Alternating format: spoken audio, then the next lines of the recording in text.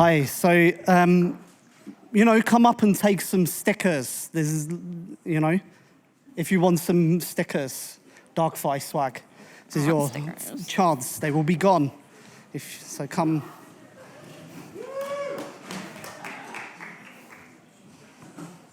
Everyone loves a good sticker, right? It's free stuff. And they're shiny. The irony that DarkFi has glowy stickers. But we're not. Take your stickers. Yeah, well, we're not a glowy project, but we have glow in the dark stickers.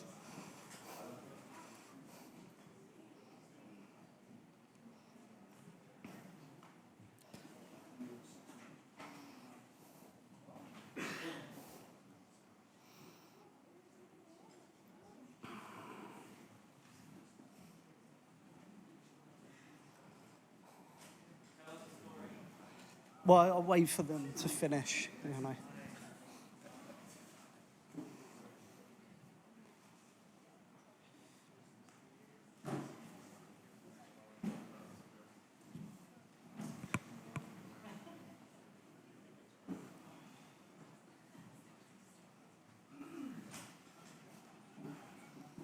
Nice.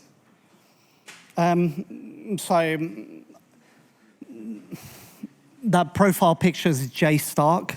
So I want to dedicate my talk to Jay Stark and Ross Ulbricht and John McAfee, which it's strange. Ross Ulbricht, he seems to have faded from our memory, but he is now in prison for life. And Jay Stark, he was killed by the German government, and McAfee died in very suspicious circumstances. So thanks to those guys. So my name is Amir Taaki. I'm a free and open source software developer for over 20 years. And during much of that time, with other hackers, we squatted buildings to found hack labs, centers where we worked on social and political technology, the early precursors to hacker spaces. I was one of the first 5 Bitcoin developers. For most of my time in crypto development, I focused on strong anonymity, and I also worked for a Catalan cooperative and was a professional poker player. In 2015, I joined the YPG, where I fought on the front against ISIS. And later, I left the YPG, and then I was in Syria for 3 years working on economics projects. So enough about me.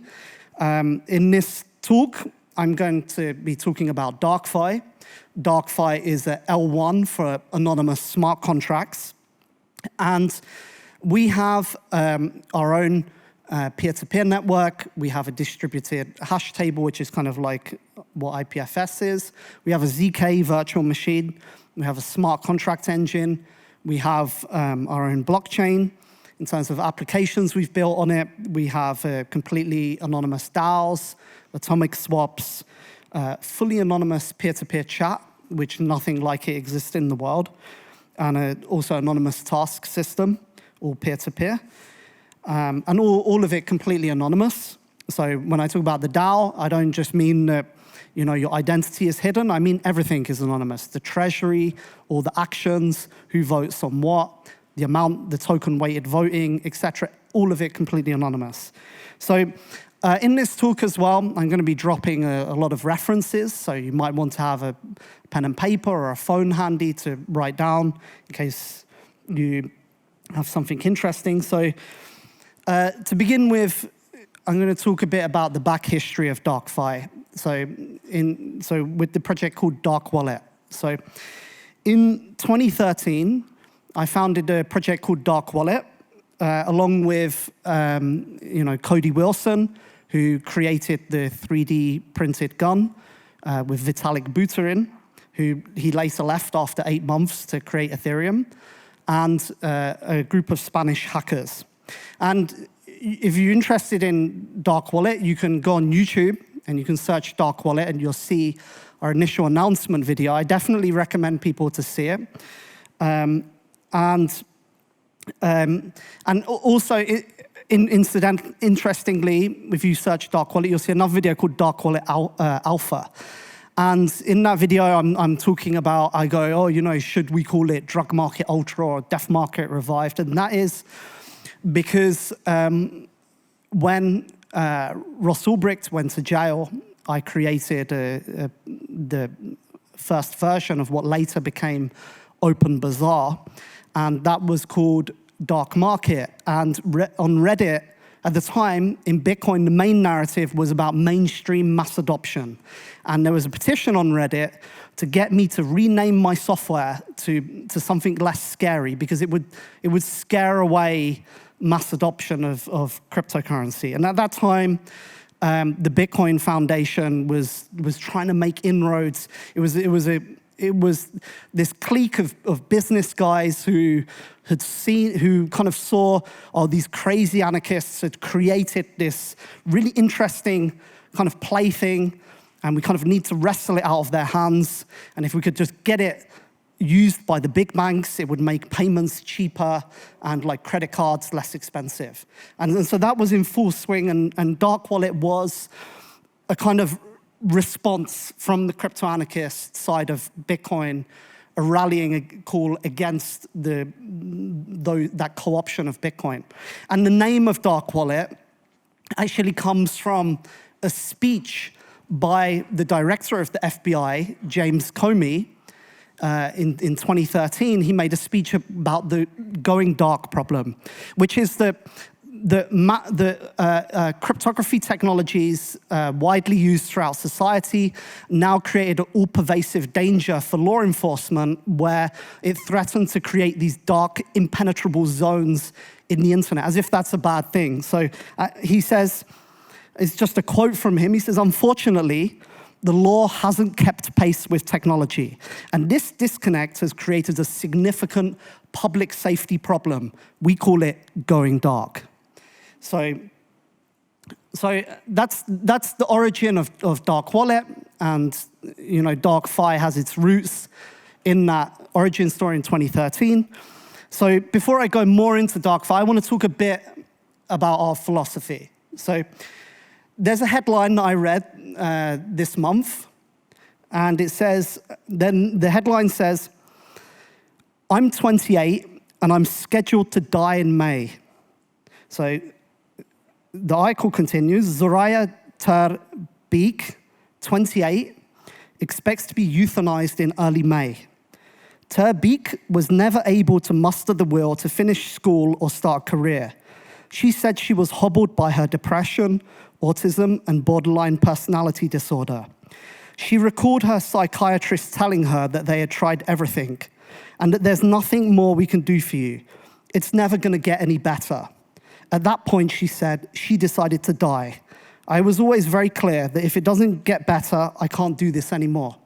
So we now live in this situation in modernity where there is a peaking of mental disorders and various different types of pathologies, and also this pervasive sense that there's something deeply wrong.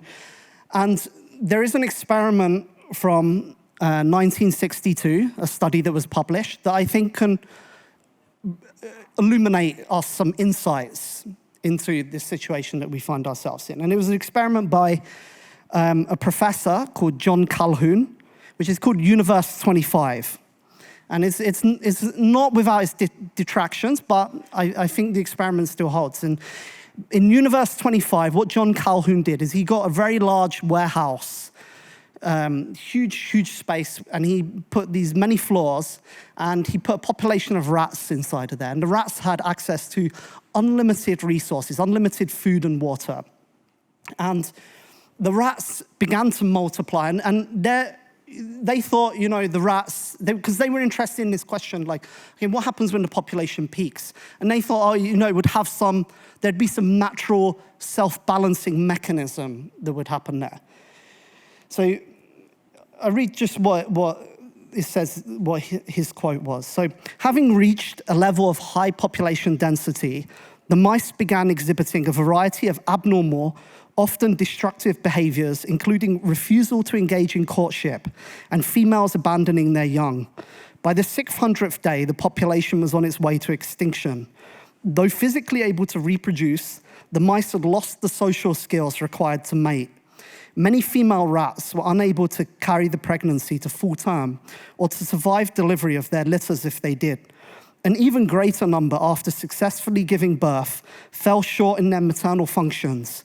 Among the males, the behavior disturbances ranged from sexual deviation to cannibalism, and from frantic overactivity to a pathological withdrawal from which individuals would emerge to eat, drink, and move about only when other members of the community were asleep. The social organization of the animals showed equal disruption. So what he found was more dramatic. The mouse population was not self-regulating and would grow to unsustainable levels, resulting in not just a moderate decrease in quality of life, but an explosion of all sorts of strange and novel pathologies, followed by a total population collapse and possibly extinction. So I would just tell you about the author's conclusion, and then I'll offer my own conclusion. So the authors kind of concluded that, when a population gets too big, and they term this the behavioral sink, it reaches a terminal point at which these pathologies develop and the population kind of explode. But I kind of draw a different conclusion from that. And I should also note that, the experiment is not without its detractions or criticisms, but I still think that it's still an interesting experiment. So there's a well-known fact about crows. If you keep a crow as a pet, if you keep it in a small, confined environment, it will develop mental disorders. It's an animal that is extremely intelligent and needs a huge amount of space to roam around in. And if you keep it confined, it will start to peck at its own feathers, and eventually it will stop to eat and it will die. And the thing I would be interested to see about this experiment was, okay, how would this experiment differ with the introduction of predators? Or if the rats actually had some kind of struggle in their existence, in their lives? Because as we know about evolution or nature, in nature or evolution, when an organism doesn't use a certain feature, like it's like our long appendix, or the tails in chimps, like once chimps changed how they locomoted from swinging on branches to walking along branches, they very quickly lost their tails. Or the back flippers in whales, they very quickly atrophied. So there's something about in evolution of minimizing energy usage or optimizing out inefficiencies, where if something is not used, it atrophies. And this is kind of related to the phrase Charles Darwin, he says, nature red in tooth and claw. It's like all the beauty in nature comes from what's, like this constant struggle, the so-called Red Queen hypothesis, that, you're never actually standing still. You're always, to stay where you are, you have to keep moving forwards. And related to this, in medicine, there is this modern idea of the hygiene hypothesis. Now, we've seen a growing rise in these modern immune-related disorders, such as asthma, other things like, various immune system disorders to do with digestive system, etc. And one of the main theories about why that's happening is the increasing is that in our developmental cycle, parasites or pathogens, they play a necessary role inside of our biology as we grow. And eliminating these means that we lose some very important trigger inside of our biology. And I kind of think that we can kind of extend that concept, that hygiene hypothesis, to kind of mental immunology.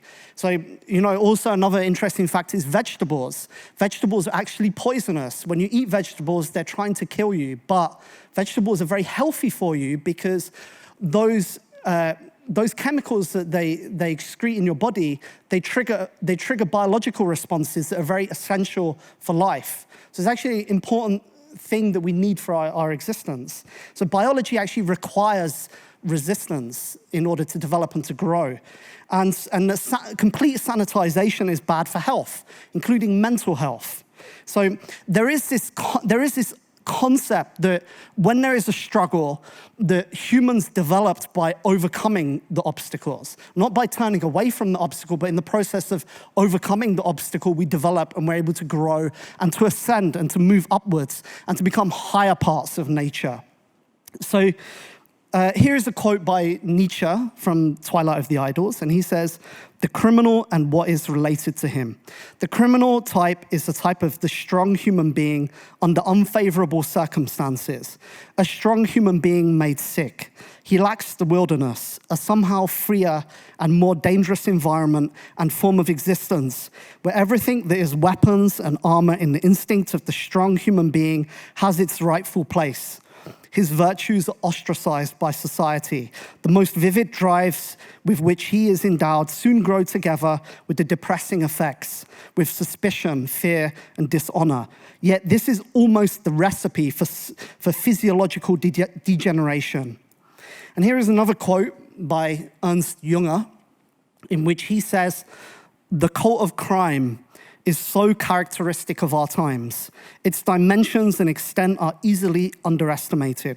It would be no exaggeration to say that 3/4 of literature deals with criminals and their deeds and their milieu, and that its appeal lies precisely there.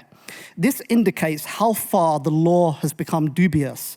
People have a sense of being under foreign occupation, and in this relation, the criminal appears a kindred soul." So I have to add an important addendum here. So the criminal label is a label that is given to us by the state. We're certainly not criminals. We're forest rebels. And we have to differentiate ourselves from criminals with our morals, because unlike mafias, we have a philosophy. And this history of the state is a 5,000-year history of oppression. And they like to call us criminals, but they themselves are criminals. They go, "Oh, that technology, it's a criminal technology," but we've all seen the scandals and the pedo rings and all the imagery and all the stuff they do as well, like assassinating people and the corruption that's so endemic in a terminal society that's really reached its peak. And free society is the origin of all the value that is created. When people have a vision and they want to create, a piece of art, or they want to create a product, or they want to create something new, there is some drive within them that causes them to create that new thing. And state civilization, since the origin of human history, has been in a continuous war with free society. We always hear these textbook stories about, civilization, this glory, but it's actually not true. The original state civilization that emerged in Sumeria was a slave civilization that was waging war, that built pyramids where the priests inhabited the upper areas and maintained statues of the gods, and they would use their military to conquer surrounding areas, to seize the surplus, and to expand their military and expand their conquest. And if you're interested in this topic, there's a very interesting documentary, you can find it on YouTube, called The Ascent of Woman. It's made by BBC, is the first episode. And it's very stark when you see the transition of the artwork in early society or early civilization, where the artwork went from imagery oriented around nature or oriented around growth and fertility, to imagery oriented around domination and war and slavery. And that imagery is night and day. You can go to museums and you can see that. So now we kind of stand on the precipice of a declining US global power. And we're seeing the rise now of a multipolar world. And so kind of we need to stop thinking of the regulation and the compliance and we have to kind of look to our own future. We have to chart our own path, because the free society, and also about our free society, the society which actualizes human beings, where people are managing their affairs without the state. So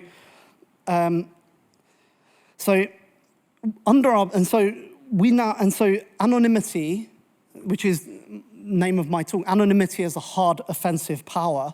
As free society, we now have a new tool.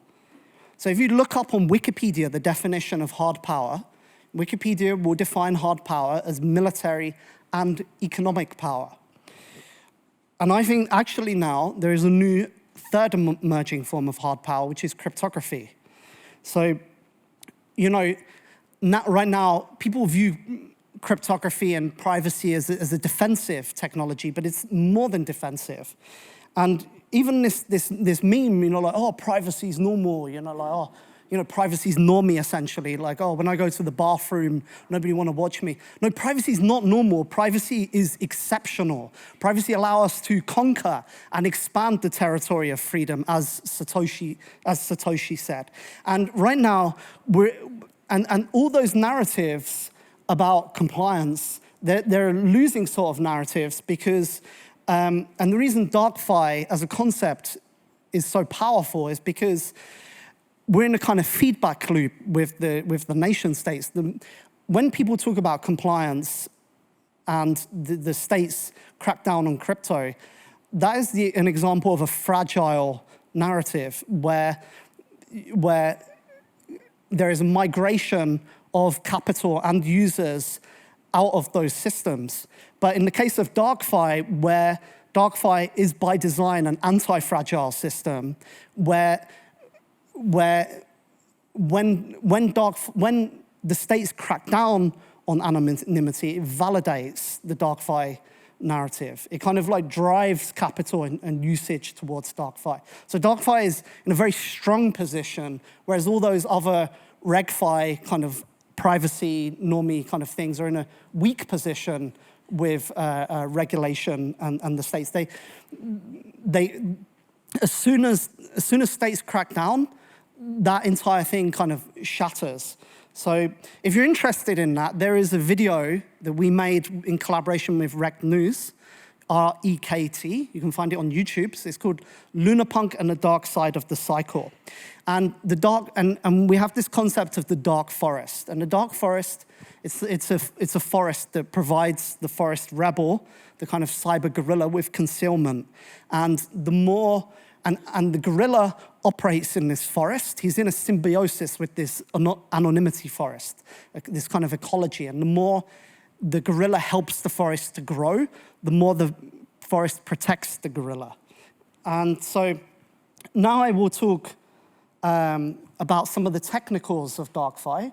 So I'm immensely proud of what we've been able to achieve. And I'd say that if you go to the DarkFi website and you click the documentation, and then there's a hamburger link, and you click that, and you go to start here, and you scroll to the very bottom, there's a section called a detailed overview. And you'll find all the specifics, about the overarching view of DarkFi. So imagine now that you've cloned the DarkFi repo, and you're in the folder, and the first thing I would invite you to look at is the source directory, src. And if you go in there, there's a subdirectory called net. That's our own peer-to-peer network that we've implemented. And that network is multi-transport.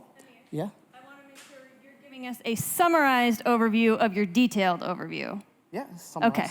I mean, I could just read it if you prefer. No, we're good. We're good. Just a couple more minutes. Oh, 2 minutes. Huh.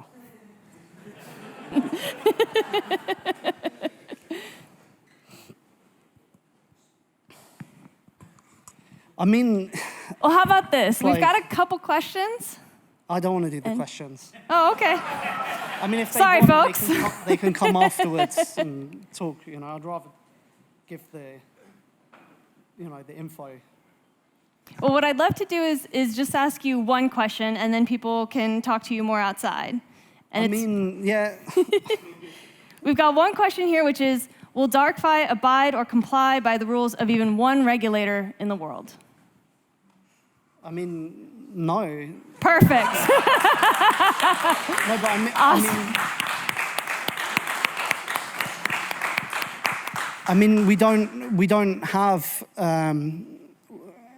we're not managed by a company, and all of our developers are completely anonymous, except me. You can contribute using Tor. We even have our own chat system. A lot of these projects, they're like, oh, we made a chat, but then they're saying, join our Discord. But we don't use Discord. We don't use any centralized chat system. We have our own peer-to-peer, fully anonymous chat. You can change your nickname. All the messages are completely unlinkable. We don't use GitHub issues either. We have our own task manager. It's by design, is meant to be a system that's completely resilient and not able to be attacked. You could attack me, you could take me out, but it doesn't mean Please don't. The system can still operate. That's like, because too much of crypto is like, oh, we need to make a company and chase the money, and I don't think that's going to hold water when there are extinction events, long-tail extinction events that are rare by design and are unplanned for and completely unlike anything you've seen before. What I'd love to do is just for everyone to give Amir a huge round of applause. Thank you so much for your time and for sharing this with us. And what we can do is, I would hope that people can come to you and ask you more questions and have a chat. Is that cool? Awesome. Awesome. Thank you so much, everyone, for being here. We really appreciate your energy, and we would love for you to carry this into tomorrow for our final day of ETHDam. We'll see you downstairs for the Borrel. Thank you so much.